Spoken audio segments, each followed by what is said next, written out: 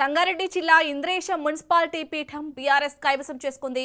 Chairman గా 8వ ward BRS councillor Pramila ఎన్నిక కాగా వైస్ చైర్మన్ గా 12వ వార్డు కౌన్సిలర్ పటోల హరీష్ రెడ్డి ఎన్నికయ్యారు. 10 మంది సభ్యుల మద్దతుతో బీఆర్ఎస్ పీఠాన్ని కైవసం చేసుకుంది.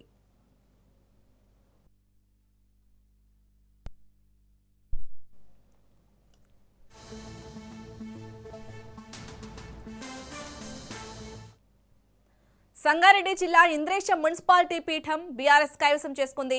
చైర్మన్ గా 8వ వార్డు బీఆర్ఎస్ కౌన్సిలర్ ప్రమీల ఎన్నిక కాగా వైస్ చైర్మన్ గా 12వ వార్డు కౌన్సిలర్ పటోల హరీష్ రెడ్డి ఎన్నికయ్యారు.